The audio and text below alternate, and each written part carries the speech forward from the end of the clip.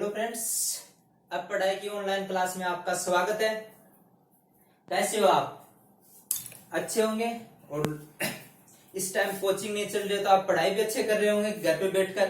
पिछले लेक्चर में हम जनरल साइंस का न्यूटन्स लॉ ऑफ मोशन पढ़ रहे थे, जो कंपटीशन एग्जाम के लिए बहुत ही महत्वपूर्ण था। न्यूटन्स लॉ ऑफ मोशन, जिसमें कंपटीशन एग्जाम चाहे कोई भी कंपटीशन एग्जाम दो, आप एसएससी दो, आरएस दो, आईएएस दो, एसआई दो, पटवारी दो, रीट दो, चाहे से राजस्थान पुलिस दो, जनरल साइंस का एक या दो क्वेश्चन तो इस चैप्टर से आता ही है, जिसके लिए हम न्यूटन्स लॉ ऑफ मोशन पिछले लेक्चर में पढ़ चुके हैं, जिसमें दो लॉ पढ़ लिए। एक तो पहला नियम जिसको जड़त्व का नियम बोलते हैं, इनर्शिया का नियम बोलते हैं। दूसरा नियम जिसको बल का नियम बोलते हैं। अब न्यूटन की गति का तीसरा नियम पढ़ेंगे। कौन सा नियम पढ़ेंगे? तीसरा नियम। अब समझना, तीसरा नियम। पहला क्वेश्चन तो यही आता है, न्यूटन की गति का तीसरा नियम या थर्ड लॉ। कौन सा नियम? तीसरा नियम। उसको क्या बोलते हैं? क्रिया प्रतिक्रिया का नियम, एक्शन रिएक्शन लॉ, क्रिया प्रतिक्रिया का नियम।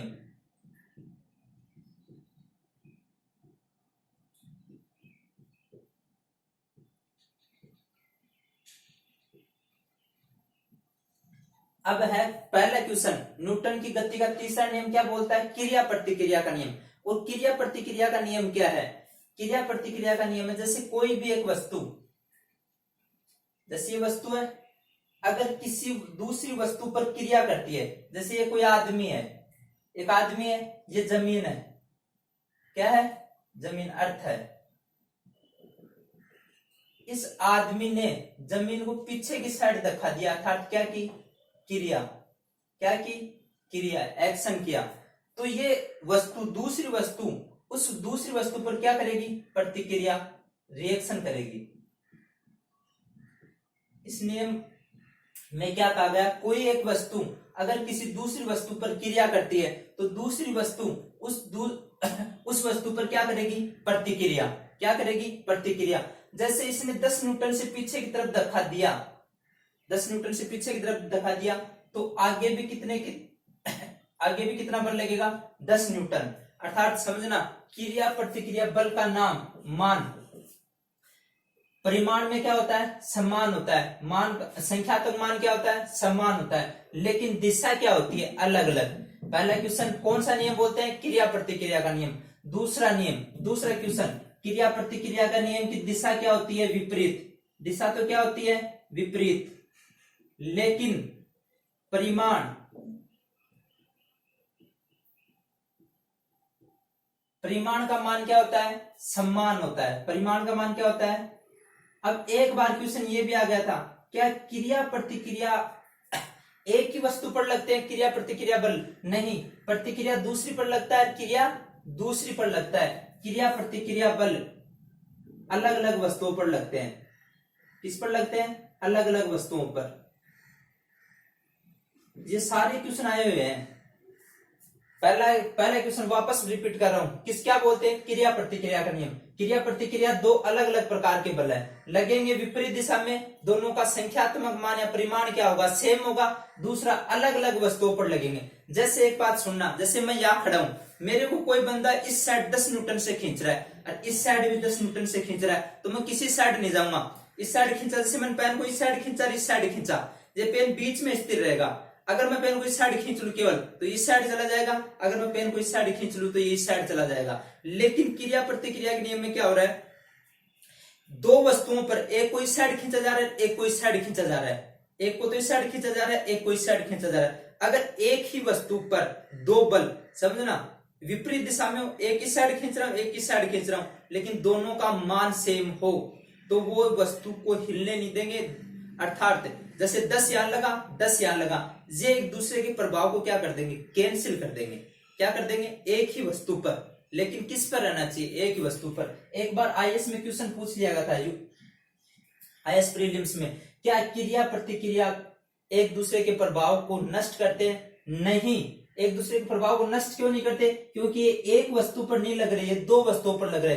जैसे एक वस्तु पर लगते हैं, जैसे इस मार्कर को मैं इस साइड खींचूं या इस साइड खींचूं, तो क्या हो जाता है? एक ही वस्तु थी तो प्रभाव नष्ट हो जाता, लेकिन इसमें प्रभाव नष्ट नहीं होता। याद रखना, क्रिया प्रतिक्रिया बल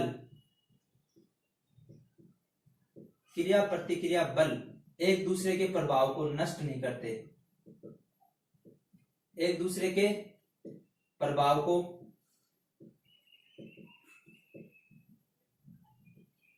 नष्ट नहीं करते। याद रह जाएगा। क्रिया प्रतिक्रिया, क्रिया अलग वस्तु पर लग रही है, प्रतिक्रिया अलग वस्तु पर लग रही है, इसलिए एक दूसरे के प्रभाव को नष्ट नहीं करेंगे। हाँ, दोनों का मान समान होगा, लेकिन दिशा क्या होगी, डायरेक्शन क्या होगी, अपोजिट होगी। डायरेक्शन क्या होगी, अपोजिट। अब इसके एग्जाम्पल देखते हैं, क्रिया प्रतिक्रिया के नियम के एग्जाम्पल, उदाहरण दैनिक जीवन में क्या क्या एग्जाम्पल है। पहला एग्जाम्पल यहां लिख रहा हूं, जैसे रॉकेट या मिसाइल जो भी छोड़ी जाती है, जैसे ये रॉकेट है, ये ईंधन है। रॉकेट इस ईंधन को किस साइड दिखा देता है, नीचे की तरफ, तो ईंधन किस साइड दिखा देगा, ऊपर की तरफ। पहला, रॉकेट व मिसाइल किस सिद्धांत, किस रॉकेट व मिसाइल कौन से नियम पर कार्य करती हैं, कौन से नियम पर कार्य करती हैं, क्रिया प्रतिक्रिया का नियम में। इसमें रॉकेट ने किसको धक्का दिया, ईंधन को, और ईंधन ने वापस ऊपर की साइड किसको धक्का दे दिया, रॉकेट को। किसको धक्का दे दिया, रॉकेट को। पहला एग्जांपल रॉकेट व मिसाइल। दूसरा एग्जांपल, हम चलते हैं तो व्यक्ति किसको धक्का देता है, जमीन को। व्यक्ति किसको धक्का देता है, जमीन को, और जमीन किसको धक्का देती है, व्यक्ति को। अर्थात व्यक्ति के चलने में भी कौन सा नियम फॉलो होता है, क्रिया प्रतिक्रिया का नियम। कौन सा नियम फॉलो होता है, क्रिया प्रतिक्रिया का नियम, अर्थात न्यूटन की गति का तीसरा नियम। न्यूटन की गति का तीसरा नियम। चौथा, तीसरा,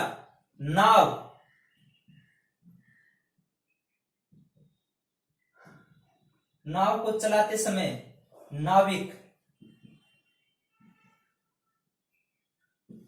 नाविक पतवार से पानी को पीछे धक्का देता है। किससे, पतवार से पानी को पीछे देगा, तो पतवार से तो पीछे दिया, पानी नाव को किस साइड देगा, आगे की साइड। पानी किस साइड देगा, आगे की साइड। एक नाव वाला एग्जाम्पल याद रह जाएगा, नाव वाला एग्जाम्पल।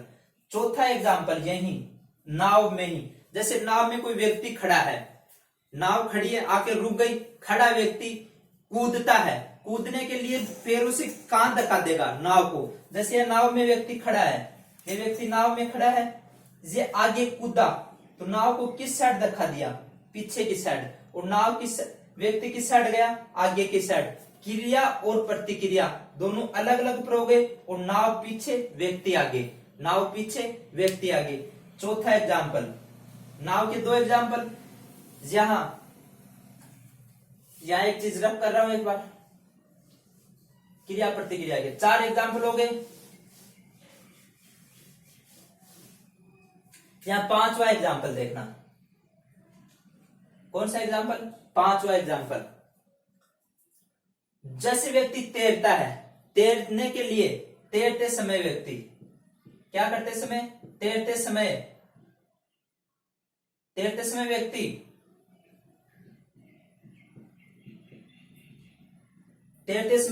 पानी को किस साइड धक्का देता है,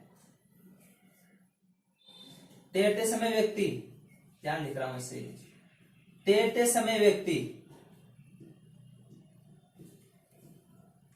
पानी को किस साइड धक्का देता है, पीछे की साइड। तो पानी किस साइड धक्का देगा, पानी किस साइड देगा, व्यक्ति को आगे की साइड, व्यक्ति को आगे की साइड। एक चीज और, ये क्वेश्चन बार बार पूछा जाता है, 6ठा एग्जाम्पल, ये तो आपको याद ही रखना है। जैसे मैं जमीन पर खड़ा हूं, मैंने जमीन को किस साइड धक्का दिया, जब मैं जमीन पर नीचे की साइड क्रिया की, जमीन पर किस साइड क्रिया करी। जैसे मैं यहां खड़ा हूं, मेरा मास कितना m, मैंने जमीन को किस साइड धक्का दिया, जमीन पे क्रिया किस साइड की, नीचे की साइड।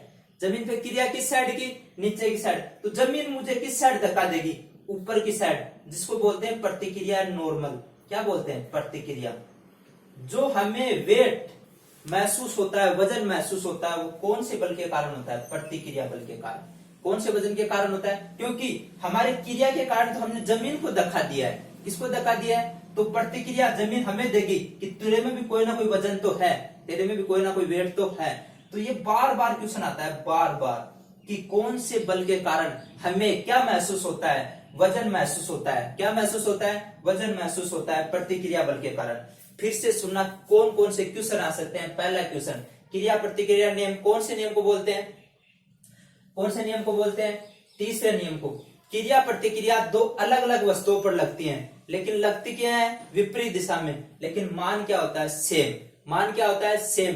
क्या क्रिया का प्रतिक्रिया बल, एक बार क्वेश्चन आ गया था, क्रिया प्रतिक्रिया बल एक दूसरे के प्रभाव को नष्ट करते हैं? नहीं नष्ट करते, क्योंकि वो एक वस्तु पर न लगकर क्या लगते हैं? अलग अलग वस्तुओं पर लगते हैं। अगर एक ही वस्तु पर लगते तो क्या होता? नष्ट कर देते। उसके बाद एग्जाम्पल, पहला एग्जाम्पल कौन सा याद रखना? रॉकेट और मिसाइल। रॉकेट क्या? ईंधन को नीचे की तरफ, ईंधन ने कहा ऊपर की तरफ।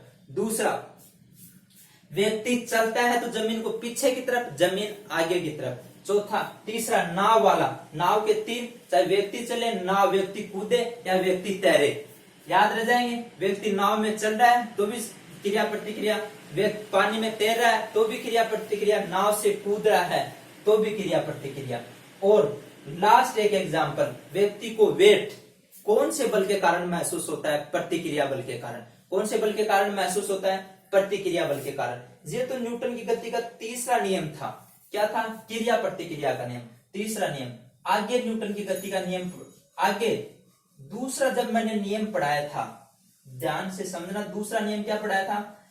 बल का नियम, जिसमें कहा था बल, किसी वस्तु पर लगने वाला बल संवेग परिवर्तन की दर के क्या होता है? समानुपाती होता है, डायरेक्टली प्रोपोर्शनल होता है। क्या? फोर्स किसके? मोमेंटम की दर के, मोमेंटम चेंज की दर के किसके समानुपाती होता है? संवेग परिवर्तन की दर के। और संवेग मैंने बताया था, संवेग क्या बताया था मैंने? किसी वजह से मैं हूं, मेरा संवेग निकालना है, मेरा मास क्या है और मैं किस वेलोसिटी से चल रहा हूं, वो क्या होगा? संवेग। संवेग का फॉर्मूला मैंने क्या बताया था? m into v. संवेग का फॉर्मूला क्या बता दिया था? m इंटू, संवेग का फॉर्मूला क्या था? m into v. आगे आता है संवेग संरक्षण का नियम। अब देखना संवेग संरक्षण का नियम, क्या देखना? संवेग संरक्षण का नियम। संवेग संरक्षण का नियम ये इंपॉर्टेंट है, ये समझना आप। इसमें कौन कौन से क्वेश्चन बन सकते हैं? संवेग संरक्षण के नियम में कौन कौन से क्वेश्चन बन सकते हैं? जहां लिख रहा हूं संवेग संरक्षण का नियम, अब समझना संवेग संरक्षण।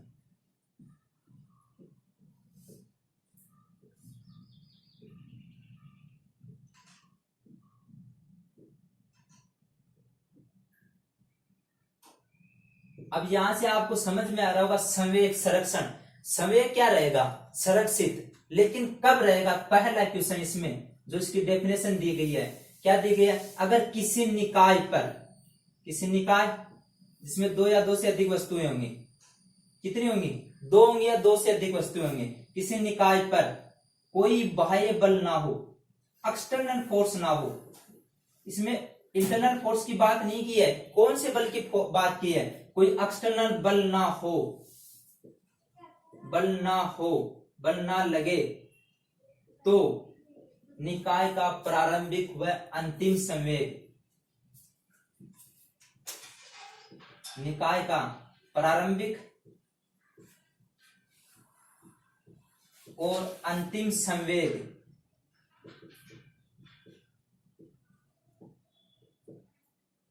संवेग बराबर होता है।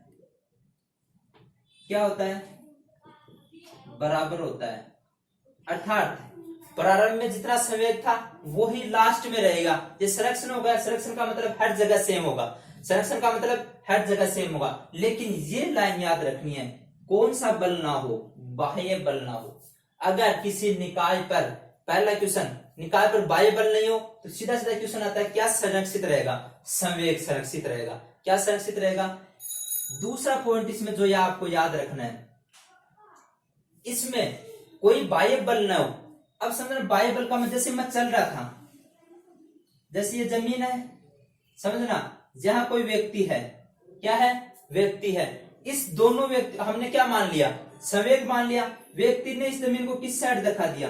पीछे की साइड, और जमीन ने किस साइड दिखा दिया? आगे की साइड। ये इन दोनों का इंटरनल बल है। क्या है, इंटरनल आंतरिक। लेकिन इस निकाय पर देखो कोई भी बाह्य बल नहीं है, कोई भी बाह्य बल नहीं है, तो इसका जो प्रारंभिक संवेग है और जाकर रुकेगा वो अंतिम संवेग क्या होगा, बराबर होगा। तो यहां देखना ये क्रिया तो ये प्रतिक्रिया, क्या मैं बोल सकता हूं क्रिया प्रतिक्रिया का नियम कौन से संरक्षण पर आधारित है, कौन से संरक्षण पर आधारित है, संवेग संरक्षण पर। ये याद रखना है, अगर क्वेश्चन आता है क्रिया प्रतिक्रिया का नियम,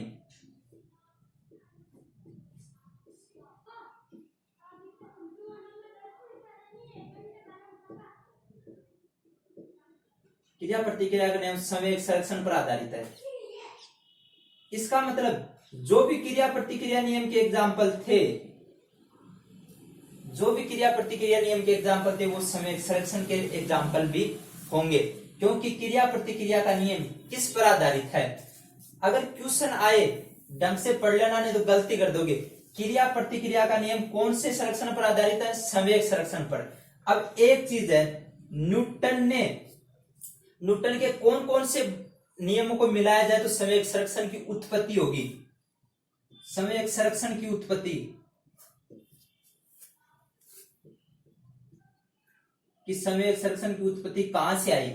देख ध्यान से सुनना, संवेग तो इसने लिया था द्वितीय नियम से, सेकंड लॉ से संवेग लिया था, और संरक्षण वाला लिया था तृतीय नियम से, थर्ड नियम से। अगर क्वेश्चन आता है न्यूटन के कौन से नियम को मिलाए तो संवेग संरक्षण की उत्पत्ति होती है, दो नियम, दूसरा तीसरा।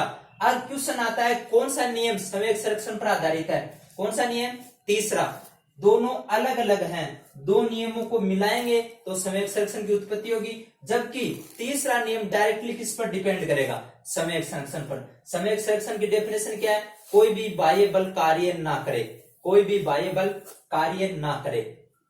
इसका मतलब जैसे ये निकाय था, ये यहां खड़ा है, सपोज इसकी वेलोसिटी क्या है, v, क्या है, v, तो यहां से नहीं चल रहा, सपोज इसकी वेलोसिटी कुछ नहीं है, या v मान लो, या 0, यहां पहुंचा कोई व्यक्ति जमीन के साथ, उसकी वेलोसिटी v थी, तो m इंटू वी और m इंटू वी क्या होगा, दोनों बराबर होंगे, क्योंकि इसमें 0 हो जाएगा, इसमें एक का घट जाएगा, एक का जुड़ जाएगा। आगे मैं बताता हूं कैसे रहेगा। संवेग संरक्षण के एग्जाम्पल,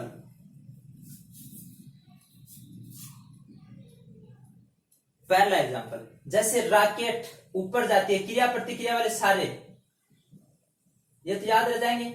रॉकेट ऊपर की तरफ जाती है, किसको धक्का देती है, ईंधन को, ईंधन ने किसको धक्का दिया, पहला, रॉकेट का ऊपर जाना, ईंधन का नीचे आना, क्रिया प्रतिक्रिया, साथ ही क्या है, संवेग संरक्षण। ये तो सभी को याद रहता है, ये तो क्या सारे कर देते हैं, संवेग संरक्षण। इसमें दूसरा एग्जाम्पल बता रहा हूं, समझना, जैसे जैसे ईंधन जलेगा, जैसे जैसे ईंधन जलेगा, रॉकेट का वजन क्या होगा, कम होगा, मास क्या होगा, कम, रॉकेट की वेग क्या हो जाएगा, बढ़ जाएगा। जैसे रॉकेट का वेग व त्वरण का बढ़ना ऊपर जाने पर कौन से संरक्षण पर आधारित है, क्योंकि संवेग संरक्षण पर आधारित है।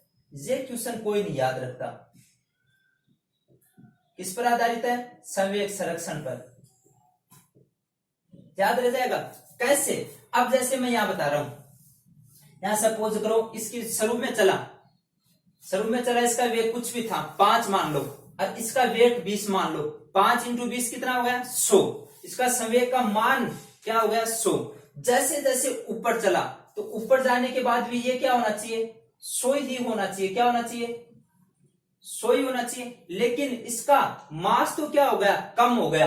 जैसे मास क्या माना था, 20 की जगह मान लो कि 15 हो गया, क्या हो गया, 15 हो गया। तो 100 करने के लिए इसके उस वेग को क्या करना पड़ेगा, 8 लगभग 6 पॉइंट कुछ करना पड़ेगा। पहले कितना माना था, 5, आगे क्या हो गया, 6.5, आगे क्या होगा, 6.5। अर्थात संवेग संरक्षण के कारण उसका वेग और त्वरण क्या हो जाता है, बढ़ जाता है। वैसे तो याद रह जाएगा, क्यों, पहले वजन ज्यादा था, वेट ज्यादा था, मास ज्यादा था, अब क्या होगा, धीरे धीरे हल्की हुई, हल्की होगी तो ऊपर जल्दी उठेगी, वेग तो बढ़ गया। ये तो आप सही कर दोगे, वेग बढ़ेगा या घटेगा, लेकिन कौन से नियम पर है, संवेग संरक्षण पर, लेकिन कौन से नियम पर है, संवेग संरक्षण पर। तीसरा, बंदूक देखिए,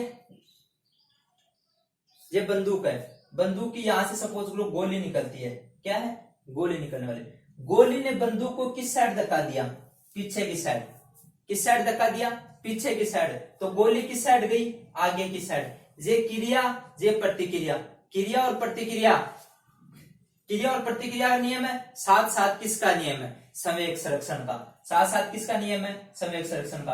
वापस क्रिया प्रतिक्रिया वाला एग्जांपल बता रहा हूं, जैसे मैं यहाँ नाव में खड़ा हूं, ये नाव है, नाव में कोई भी व्यक्ति खड़ा है, ये आगे कूदेगा, क्रिया, ये नाव पीछे जाएगी, प्रतिक्रिया, क्रिया प्रतिक्रिया का नियम साथ साथ किस पर, संवेग संरक्षण पर। बस याद क्या रखना था, संवेग संरक्षण में सारे एग्जांपल आते हैं क्रिया प्रतिक्रिया के, एक ये एग्जांपल अलग से याद रखना है। वेग व त्वरण बढ़ता है, लेकिन कौन से नियम के कारण, संवेग संरक्षण के नियम के कारण, कौन से नियम के कारण, संवेग संरक्षण के नियम के। दूसरा, संवेग संरक्षण का पहला बाह्य बल ना हो, दूसरा क्रिया प्रतिक्रिया कौन से पर, संवेग संरक्षण, लेकिन उत्पत्ति कौन से नियमों से होती है, दोनों नियमों से मिलाकर, उत्पत्ति कौन से नियमों से मिलाकर होती है, दोनों नियमों से। दोस्तों, न्यूटन की गति के तीनों नियम हमने पढ़ लिए, पहला, दूसरा और तीसरा, इनसे क्वेश्चन आने की संभावना बहुत ज्यादा रहती है, आप पढ़ना। तीसरे नियम के साथ साथ हमने संवेग संरक्षण का नियम पढ़ा है। अगर आपको ये वीडियो पसंद आए तो आप ज्यादा से ज्यादा शेयर करना, और आप हमारे टेलीग्राम चैनल, आप पढ़ाई के टेलीग्राम चैनल को भी ज्वाइन कर सकते हैं, जिसका लिंक हम डिस्क्रिप्शन, वीडियो की डिस्क्रिप्शन में ऐड कर देंगे, आप उसको ज्वाइन कर सकते हैं, जिस पर आपको नोट्स और वीडियो और टेस्ट पेपर, कुछ इंपोर्टेंट क्वेश्चन मिलेंगे। आप उसके लिए आप हमारे टेलीग्राम चैनल को भी ज्वाइन कर सकते हैं। इसी प्रकार आप अब पढ़ाई